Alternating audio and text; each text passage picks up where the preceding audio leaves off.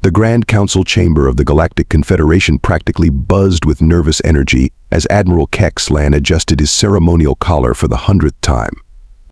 The massive crystalline dome above cast rainbow-tinted shadows across the faces of 200 of the most powerful beings in the known universe, and every single one of them was about to throw an absolute fit.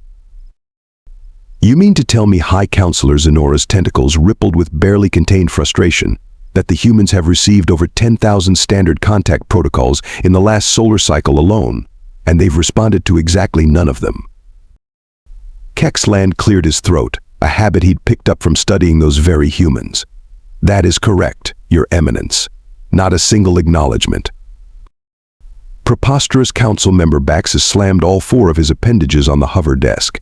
Even the silicon-based life forms of the Nexus cluster managed to figure out basic subspace communications within their first millennium of achieving industrial capability.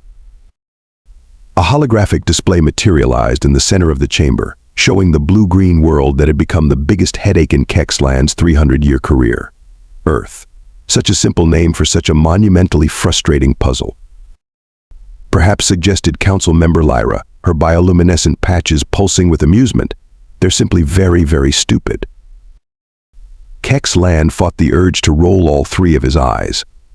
With all due respect, Council Member, they've managed to split the atom, launch themselves into space using controlled explosions, and have created something called reality television which, while certainly questionable, does indicate a capacity for complex social organization.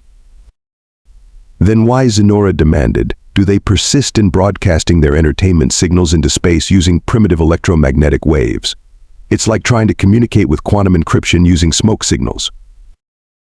The Admiral pulled up another hologram, this one showing human communication patterns. That's just it, Your Eminence. They're not trying to communicate with anyone.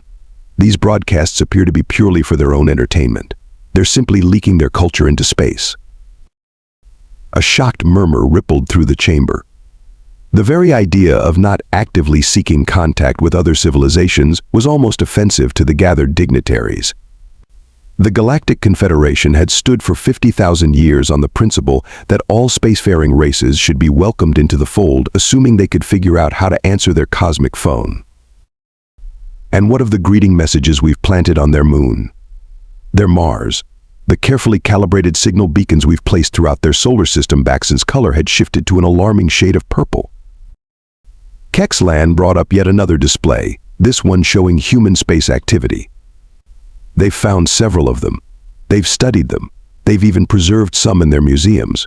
But they seem to think they're either natural phenomena or, in some cases, elaborate hoaxes perpetrated by their own kind. Hoaxes. Lyra's bioluminescence flickered with confusion. They would rather believe their own species is deceiving them than accept the existence of advanced alien civilizations. Actually, Kex'lan paused, knowing his next words would cause an uproar. They absolutely believe in alien life. They've made thousands of entertainment programs about it.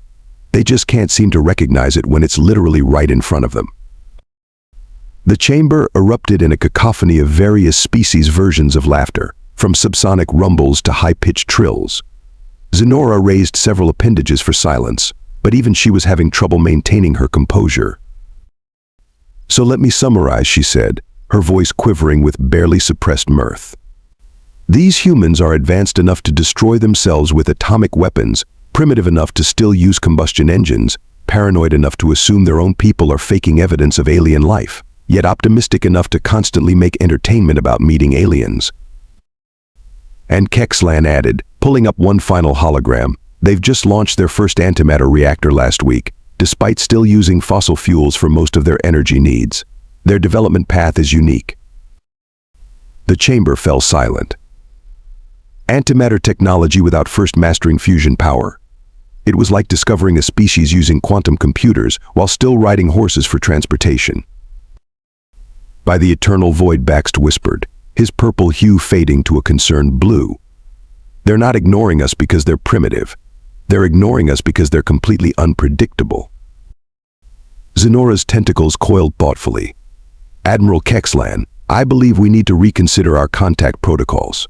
Perhaps it's time we tried something a bit more direct. Kex'lan nodded, but before he could respond, a junior communications officer burst into the chamber, his exoskeleton rattling with urgency. "Your Eminences." Admiral, the officer's translator, struggled to keep up with his rapid clicks and whistles. "The humans, they've somehow managed to send us a message." Finally, Zenora's tentacles rippled with satisfaction. "How did they do it?" "Subspace, quantum entanglement. Perhaps they've finally discovered tachyon burst communication." The officer's mandibles twitched nervously. They drew an enormous cartoon of what appears to be a smiling face on their moon. Using solar-powered lights, it's visible from half the sector. The Grand Council chamber fell silent once again before Kex'lan spoke up. "Well, at least we can't ignore that one." Admiral Kex'lan sat in his private research chamber, surrounded by floating holoscreens displaying endless streams of human broadcasts. After the moon incident, the Council had tasked him with making sense of humanity's bizarre communication methods. 3 standard weeks later, he was beginning to question his sanity. "The computer, pause playback," he commanded, rubbing his temples. "Now, let me make sure I understand this correctly. Humans create fictional stories about making contact with advanced alien civilizations." "Correct," Admiral, the AI responded.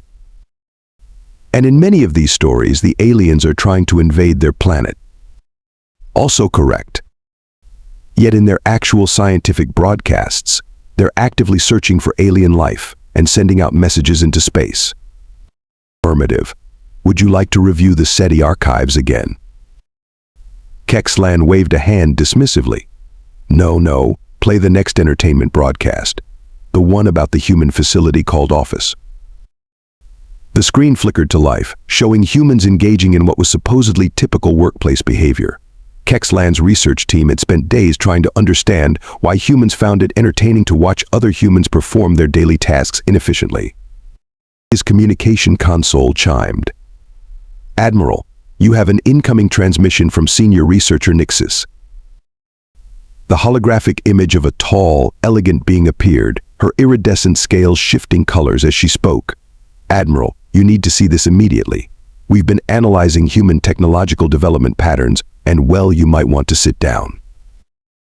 "I am sitting down, Nixis." "Then perhaps you should lie down."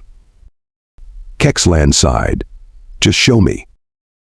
A complex diagram materialized between them, showing humanity's technological progression. It looked less like the usual smooth curve of civilization advancement and more like a drunken space slug's path home after a night of fermented nebula gas. "This can't be right," Kex'lan muttered. "According to this, they developed nuclear weapons before they invented personal communication devices." "Oh, it gets better," Nixis said, her scales turning an amused pink. "They created artificial intelligence to help them share pictures of small animals with amusing captions." "They what?" "They call them memes. We're still trying to understand their cultural significance, but they seem to be some form of mass psychological bonding ritual." Kex'lan stood up and began pacing, a habit he'd also picked up from watching humans. "Show me their current technology distribution." Another diagram appeared, and Kex'lan felt his third heart skip a beat. This shows some humans using quantum computers while others still don't have access to basic medical care. "Precisely," Nixis nodded. "And here's the really interesting part, they're fully aware of these disparities. They make entertainment about that too." "Speaking of entertainment," Kex'lan gestured to another screen. "Explain this to me. Why do they pretend to be surprised when other humans jump out and frighten them, then share recordings of these incidents?" Nixis's scales shifted to a puzzled blue. "Our behavioral analysts believe it's related to their evolutionary fight or flight response. They appear to enjoy being scared in controlled environments." "What about this practice of recording themselves attempting dangerous physical feats?" "Ah, you've discovered what they call social media challenges. That's a whole other research division. We've had to double our staff just to keep up with new variants." Kex'lan collapsed back into his chair. "Have we made any progress understanding their response to our previous contact attempts?" "Well," Nixis pulled up another file. "We've confirmed that they have at least 7 different government agencies dedicated to searching for alien life, while simultaneously having thousands of entertainment programs suggesting these same agencies are hiding evidence of alien life." That makes absolutely no sense. Welcome to human logic. Admiral Nixis's scales rippled with amusement. Oh, and you're going to love this. Remember that antimatter reactor they launched? Of course. The one they built before mastering fusion. They powered the initial startup sequence using something called solar panels. Essentially, they're still harnessing their sun's energy the same way their plants do. Kex'lan stared at the data in disbelief. They're using prehistoric technology to power cutting-edge science. And it gets better, Nixis continued, clearly enjoying the Admiral's bewilderment. The research team that developed the antimatter containment field apparently got the idea from something called science fiction television series. You mean they're actually building technology based on their entertainment programs? Not only that, but they often develop technology specifically to make their entertainment more realistic. They created entire new branches of mathematics just to make their video games look better. Kex'lan brought up the image of Earth again, watching the swirling patterns of human activity across its surface. So they're simultaneously more advanced and more primitive than we thought. They learn through entertainment, they deliberately scare themselves for fun, and they use ancient technology to power future science. That's an accurate summary, yes. And now they've drawn a giant smiley face on their moon.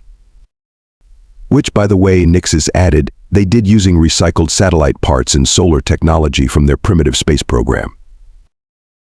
The Admiral watched as another human entertainment program began playing on a nearby screen something about humans pretending to be other humans pretending to be humans from their past. Nixis, he said finally, I believe we've been going about this all wrong. We've been trying to communicate with them as if they were a normal, logically progressing civilization. But they're not, are they? No, Kex'lan smiled, an expression he'd practiced after watching countless human broadcasts. There's something far more interesting. Prepare my ship. I think it's time we tried communicating with humans in their own peculiar way. The emergency alert shattered the peaceful ambience of Admiral Kex'lan's research station. Red warning lights pulsed through the corridors as he rushed toward the command center, his ceremonial robes forgotten in favor of standard military attire. Report, he barked, entering the bustling control room. Senior researcher Nixis's scales had turned a pale, alarmed white. Sir, the swarm found them. Those 4 words sent a chill through all 3 of Kex'lan's hearts. The swarm, a nomadic species that consumed everything in their path, had been moving through this sector of space for the past 3 cycles. And now they'd discovered Earth. How bad. They've attacked the human colony on Mars. Nixis brought up a tactical display. Small settlement, only about 10,000 humans. Kex'lan watched the holographic representation of swarm ships surrounding the red planet. Have they noticed Earth yet? No, sir. They seem focused on Mars for now. Alert the Council. Immediate emergency session. Within minutes, the Grand Council chamber materialized around them via quantum projection. The gathered representatives looked considerably less amused than during their last meeting about humans. The protocols are clear, High Counselor Zenora stated, her tentacles writhing anxiously. We cannot intervene with pre-contact civilizations. With all due respect, Your Eminence, Kex'lan stepped forward. The humans are hardly pre-contact. They're simply contact-resistant. Nevertheless, Council Member Baxt interjected, rules are rules. The humans haven't officially acknowledged any of our communication attempts. A junior officer burst into the projection field. Sirs, you need to see this. The tactical display shifted, showing the Martian surface. The swarm ships had landed, their biomechanical forms spreading across the red soil. But instead of scenes of terror and destruction, they were met with nothing. Where are the humans? Zenora demanded. Gone, Nixis reported, her scales shifting to a puzzled green. The entire colony appears to have vanished. Impossible. Bax's color darkened. Even with their primitive technology, they couldn't have evacuated 10,000 people that quickly. The junior officer cleared his throat. Actually, sir, they didn't evacuate. The tactical display zoomed in on the Martian surface. Beneath the marching swarm troops, barely visible, were slight irregularities in the terrain. Kex'lan's eyes widened as he realized what he was seeing. "They went underground," he whispered. "But that's not all, is it?" "No, sir," the officer brought up another display. "We're detecting massive energy signatures beneath the surface. The humans appear to have, well, sir, they've turned their entire colony into a trap." As if on cue, the Martian surface erupted. Not with explosions or weapons fire, but with something far more bizarre. Massive volumes of water, precious, carefully harvested Martian ice that had taken years to collect, burst from hidden reservoirs, flash freezing in the thin atmosphere and encasing hundreds of swarm troops in instant ice sculptures. "Are they fighting the swarm with frozen water?" Lyra's bioluminescent patches pulsed with disbelief. "That's not all," Nixus reported, her scales now cycling through colors rapidly as new data poured in. "They're using their primitive solar panel arrays as mirrors, focusing sunlight to blind swarm sensor arrays. And are those mining explosives?" The ground beneath the remaining swarm forces collapsed in a carefully orchestrated series of sinkholes, the result of repurposed mining charges and underground excavation equipment. But the humans weren't finished. "By the eternal void," Baxt whispered.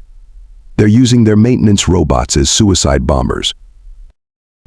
Indeed, the simple machines designed for external repairs and mineral extraction were now swarming the swarm, their basic programming repurposed into kamikaze units carrying improvised explosive devices.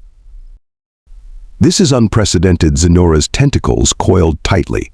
"They're defeating a superior force using technology that's practically archaic." Kex'lan watched in amazement as the humans emerged from their underground shelters, wearing their clumsy environmental suits, armed with mining tools and construction equipment converted into weapons. They moved with practiced precision, suggesting this had been planned well in advance. They knew, he realized suddenly. They'd been preparing for something like this all along. But how? Lyra demanded. They shouldn't even know about threats like the swarm. "Remember all those entertainment programs about alien invasions?" Kex'lan smiled grimly. "They weren't just stories, they were rehearsals."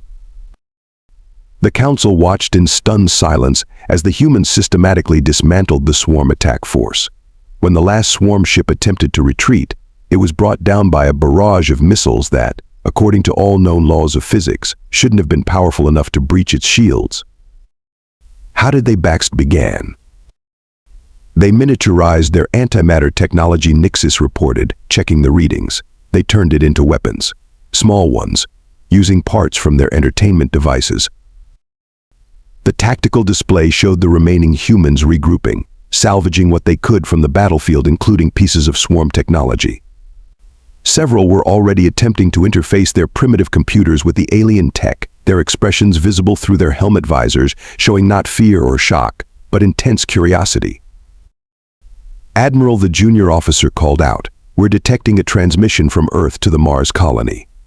Audio only." "Play it," Kex'lan ordered. A human voice crackled through the command center Mars base. "This is Houston. Did you seriously just take down an alien invasion force with glorified mining equipment and frozen water?" The response came back clear and proud. "Affirmative, Houston. Turns out those weekly invasion drills weren't so silly after all, though we may have gone a bit over budget on the ice storage facilities." "Copy that, Mars base. May we suggest adding some way to weaponize coffee machines for next time?" "Over." "Already on the blueprint, Houston. We're thinking the pressure vessels could make excellent plasma containment units." "Over." The council chamber erupted in chaos as the implications became clear. The humans hadn't just defeated a swarm attack, they'd done it with equipment that was literally lying around, using tactics they'd practiced based on fictional scenarios, and they were already planning improvements. Admiral Kex'lan, Zenora's voice cut through the commotion. "I believe it's time we reconsidered our contact protocols. Again." Kex'lan nodded, watching as the humans began collecting samples from the fallen swarm units. "Agreed, Your Eminence. Though I suspect that when we do make contact, we should be prepared for them to be disappointingly unsurprised." They did what? Admiral Kex'lan leaned forward in his command chair, certain he'd misheard the report. They reversed-engineered swarm technology using spare parts from their entertainment consoles and something called a microwave oven. Nixis repeated, her scales flickering between amazement and confusion. The Mars colonists are calling it the Great Space Garage Project. The tactical display showed humans swarming over fallen swarm units like industrious insects, their primitive tools somehow managing to interface with technology that should have been centuries beyond their understanding. But that wasn't even the most bizarre part. Admiral, a communications officer, called out, "You need to see their information sharing method." The screen filled with something the humans called a social media feed. Colonists were posting detailed technical drawings, sharing modification suggestions, and debating improvement possibilities, all while using small cartoon images to express their emotions. They're treating this like some kind of group hobby project, Kex'lan marveled. "Sir, incoming transmission from the council," another officer announced. The grand chamber materialized around them once again. High Counselor Zenora's tentacles were practically tied in knots. "Would someone please explain," she demanded, "how humans managed to adapt swarm shield technology using components from their primitive food preparation devices?" Actually, Nixis brought up a technical analysis. They didn't adapt the shields. They created an entirely new type of defensive field by combining swarm tech with their microwave resonance principles. They're calling it the Hot Pocket Defense System. The What-Baxt's color shifted to a confused mauve. "Apparently it's named after a type of heated food product," Nixis explained. "Something about similar energy distribution patterns." "But that's not the most concerning development," Kex'lan interjected. He nodded to his communications officer, who brought up a new display. "Show them." The hologram revealed dozens of small satellites being launched from Earth, each carrying what appeared to be. "Are those vintage radio telescopes?" Lyra's bioluminescent patches pulsed with disbelief. "Modified ones," Kex'lan confirmed. "They've taken their old space debris and repurposed it into a defensive grid. They're using 20th century radio technology combined with salvaged swarm quantum sensors to create a detection network that can spot phase-shifted ships." "That's impossible," Baxt protested. "You can't combine primitive radio waves with quantum sensors. The technological gap is too wide." "Tell that to the humans," Nixis replied, her scales shimmering with amusement. "They've got teenagers posting tutorials about it on something called TikTok." The council watched in stunned silence as more footage poured in. Humans had taken their simple orbital satellites and turned them into a complex defense network. They'd modified their crude rocket engines with principles learned from studying swarm wreckage. They'd even figured out how to use their antiquated GPS system to track quantum displacement signatures. "Look at this," Kex'lan highlighted a particular transmission. "They're using their entertainment broadcasting satellites to generate an interference field that can disrupt swarm neural networks. They literally turned their television signals into a weapon." "But how are they coordinating all of this?" Zenora demanded. "They don't have quantum communication technology." "No," Kex'lan agreed. "They have something called Discord servers and Reddit threads. They're organizing one of the most sophisticated planetary defense systems we've ever seen, using technology that's barely more advanced than throwing rocks at each other, and they're doing it through their social entertainment in platforms." A new alert flashed across the displays. The humans had just launched another satellite, this one cobbled together from what appeared to be several dismantled game consoles and the processing core of a swarm drone.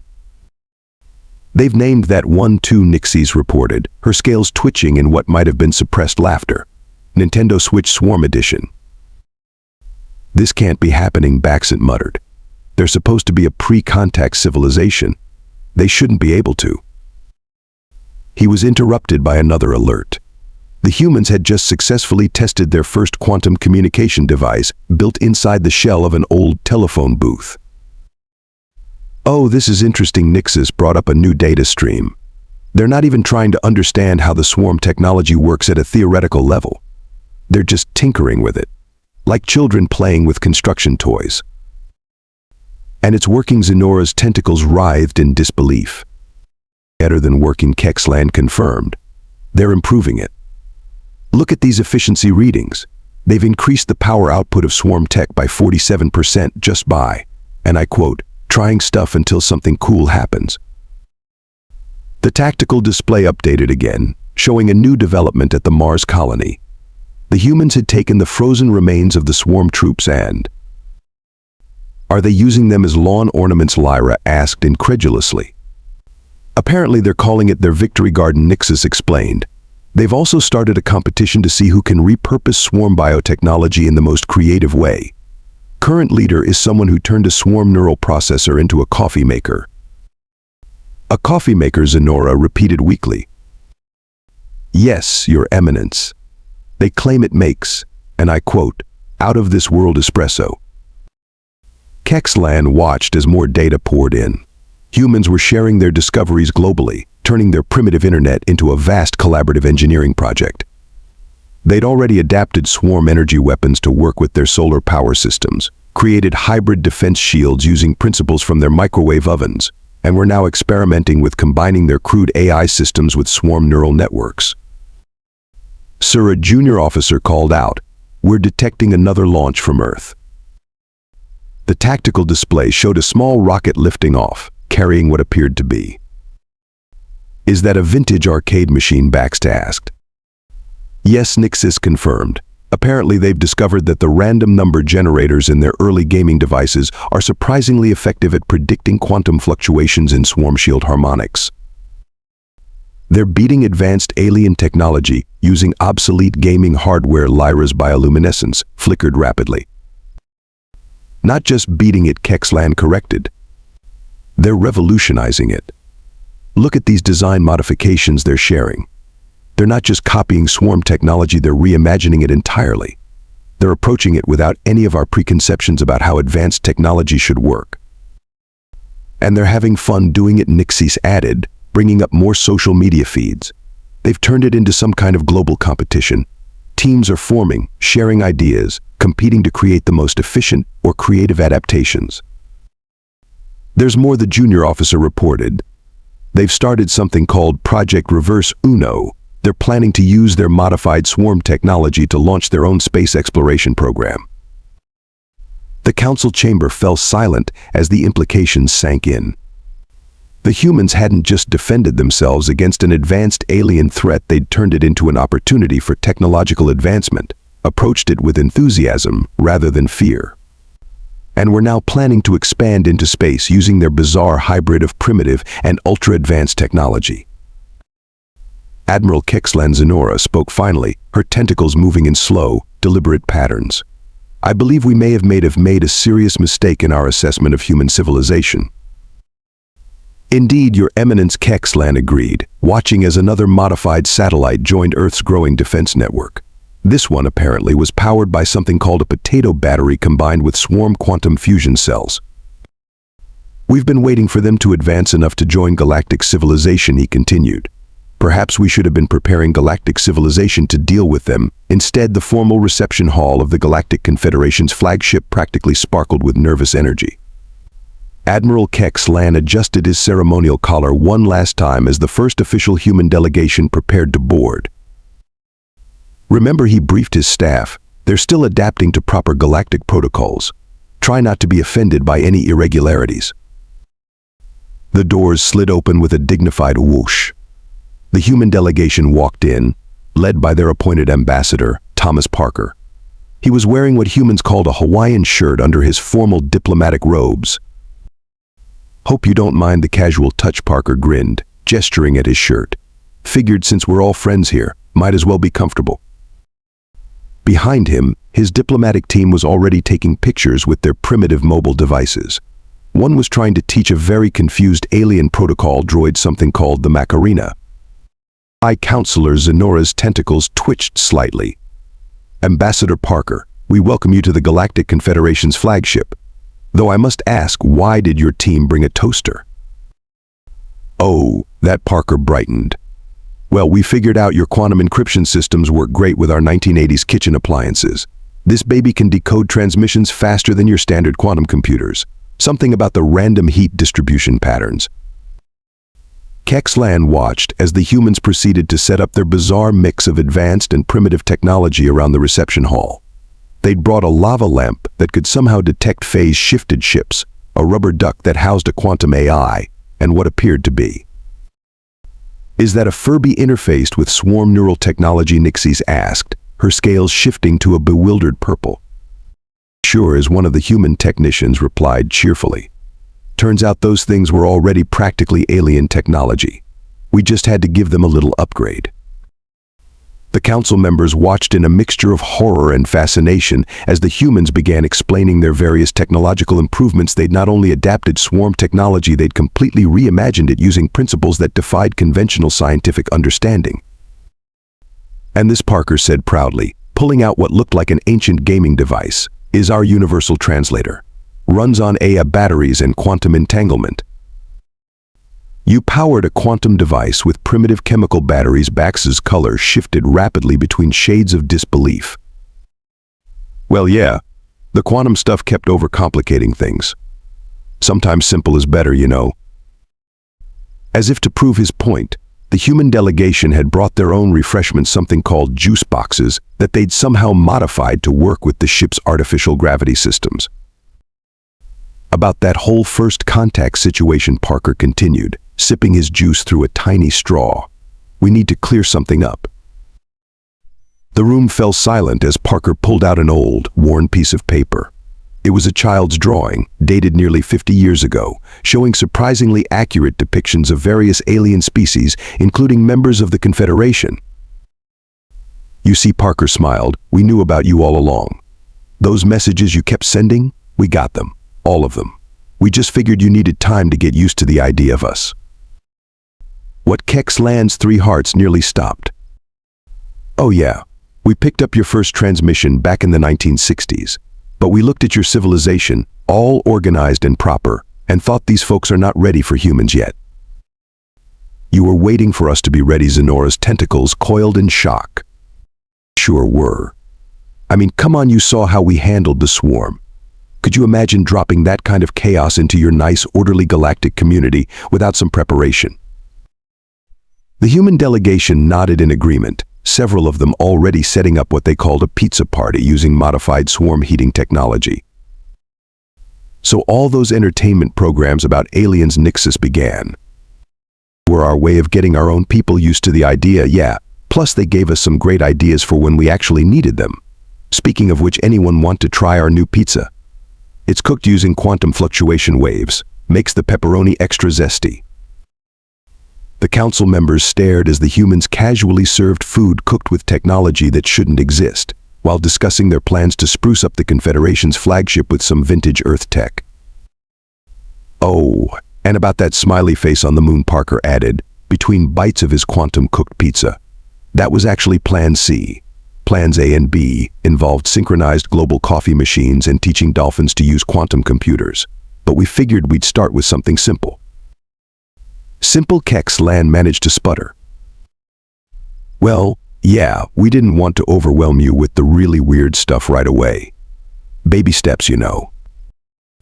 As if to emphasize his point, one of the human technicians was currently teaching a group of alien scientists how to play something called Pokemon on a device that was simultaneously running complex quantum calculations, and apparently a game called Doom.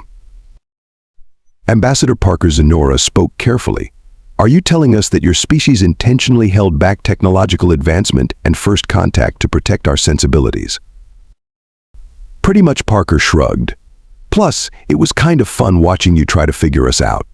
No offense, but your research teams were way overthinking everything. Sometimes a cat video is just a cat video, even if we did eventually figure out how to use them to predict quantum weather patterns." The reception hall had descended into a kind of organized chaos. Humans were teaching alien diplomats their memes, explaining why they called their hybrid quantum primitive technology retrofuturism, and setting up what they called a karaoke machine. That could apparently also detect temporal anomalies. "One last thing," Parker added, pulling out his primitive mobile device.